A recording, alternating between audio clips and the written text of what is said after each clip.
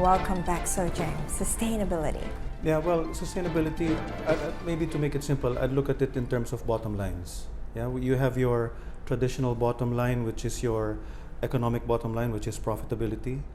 But you also have your societal bottom line. You have, when you operate in a certain area as a company, you have an implicit contract with the community that you will be doing something good for them. That you take responsibility. That you take responsibility for your actions, and that you will help, as you grow, they will grow as well. Then there's the environmental bottom line. We need to ensure that we protect the resources of the planet and we do not waste what the future generations should deserve to have. That we are stewards of that. Yeah, that we're stewards of that. But those are the three bottom lines traditionally of how sustainability is defined. But there are two other bottom lines. One is corporate governance. We need to make sure that the people who run the organization have the integrity, have the right competence to make sure that the right decisions are being made. And the last one is empowerment. And this is something that not many people talk about, the empowerment bottom line. How are you empowering your employees to work with you in the company to achieve its goals for the benefit of the different stakeholders? And that's where it's important to communicate strategy with them, because I think you're aware that we used to have the Industrial Revolution. That's when, or the industrial era, when we put down hand tools and start using machines. Information era, when we shifted to computers. Now it's an influential era. So, I mean, that's why you have social media, you have Instagram, influencers. Yes, influencers. Yeah. So it's important to be the positive influence to your employees by sharing the strategy. It's no longer something that management will keep to itself. And as CFO, do you think that there is concrete profit that you can gain from, let's say that's like the ESG? Yes. There is concrete profit. It's no longer before, that's just nice to have, but really. I think that's precisely it. CFOs and any other officer, but we're focusing on CFOs, should realize that it's not all about profit only, and that they will benefit if community benefits too. And the more the community benefits, they will increase their benefits too. So it's not just focusing on your own. It goes back to you. Doing good is good for business. Yeah, definitely. And I think it's validated by our members, right? They all say, yes, that's right. Yeah, in fact, if you look at maybe just using sort of finance speak, the profit and loss statement, if you break it down into the different elements, you have your revenues. Who are your stakeholders? Your customers. You have your costs, manpower. Who are your stakeholders? Employees. Your contracts, your services, your vendors and contractors. The taxes you pay, the government and the communities. Who's left at the bottom?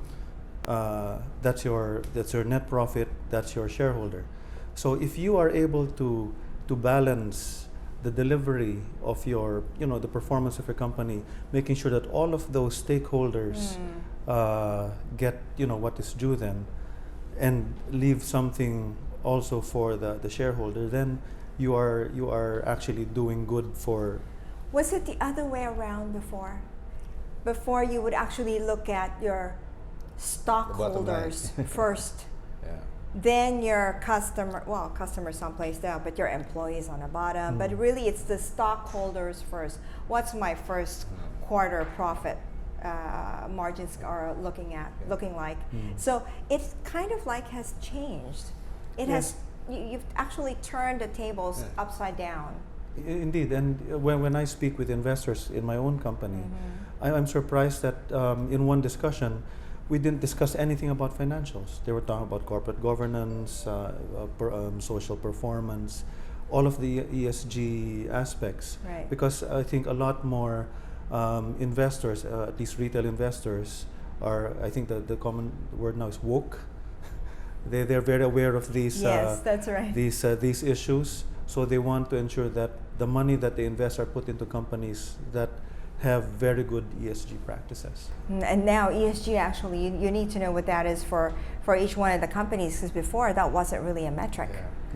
it was just a nice to have with 15 minutes of fame of giving a check and that's it, right?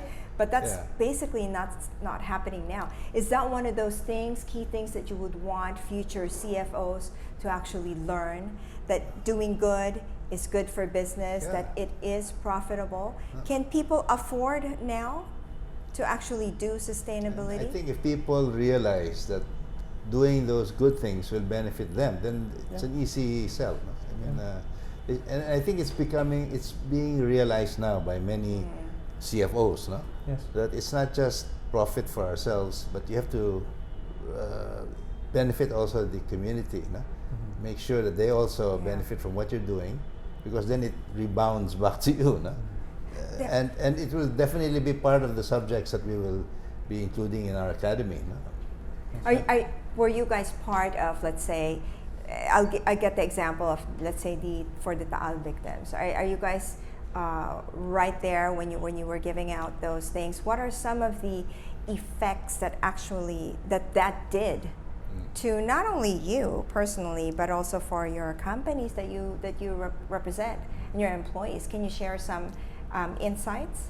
Well, when I was there handing out, because what we gave were not food, because first of all, if you give things like rice, the problem is where will they cook it? If you give them canned goods, how will they heat it and so forth? So we gave hygiene kits, so pails, soap, detergent, things that they use, toothbrushes, toothpaste, things that they can use on a daily basis, so that it helps them survive or cope while they are still waiting to be relocated to their final destination. So personally, it gave me a lot of satisfaction. But I think for FINEX particularly, it showed that there's a different side to FINEX. It's not just the institute that holds regular fora, chooses the best CFO of the year. Right. But we it's also not about profits, money. Not about profits, but it's about how we can make a difference to the people, to our countrymen. How we can contribute also to the community and the country. So it seems like there is this, enlightened, I think, that has changed from before, when you have to sort of pound the sustainability. But right now, it's kind of like you're preaching to the choir now more and more. Yes. For more companies that are doing that. Do you see that really? I mean, you say that there is a concrete profit that is that can be seen. That is something that you are inculcating, or within the membership of FINEX, inculcating that in each industry. And we actually had sustainability seminars last year. Because the how part is important. Yes. You can say, you should be sustainable, you should be cognizant, but the how. For those that didn't realize it, we're saying, look at this. No? Don't just focus on this. If you look at this bigger picture, you'll see that this grows also. So that's one, educate. And those that buy in or understand it, then they will agree, no? Because they understand what benefit they get too. Can you give an example about of let's say one industry or one company? You don't have to name who it is, but that Shell. actually realize that, well, now that you mentioned Shell. So for example, Shell is known for planting trees. You're actually one of the oil and gas companies that's in the forefront of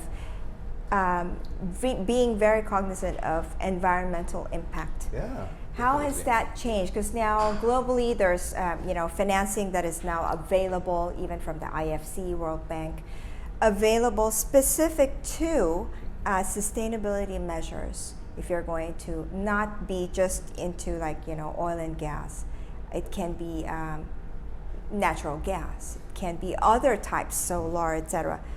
Shell, I think, is looking into all those things. Yes, well, we have what we call a social investment program on top of our normal operations, where we look at how we, in the communities where we operate, we will either provide training, simple things like to children, road safety. Yeah, because a lot of the accidents that happen are with people crossing the road, right? So we train people on that. We also, and by the way, we do this also through our foundation. So we have the Filipino Shell Foundation, which also caters to other things like, I think the most, the highest profile project that we have is the movement against malaria, where we helped reduce the incidence of malaria in the Philippines. And in fact, it was one of the only Millennium Goal that was actually achieved back in 2015. The mitigation of malaria. So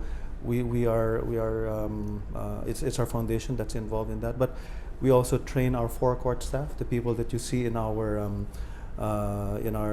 service stations. It's called the Gasmo Bukas Ko program, where we invest in educating our forecourt staff so they don't remain as forecourt staff. They will eventually become either supervisors, or some might even start their own business.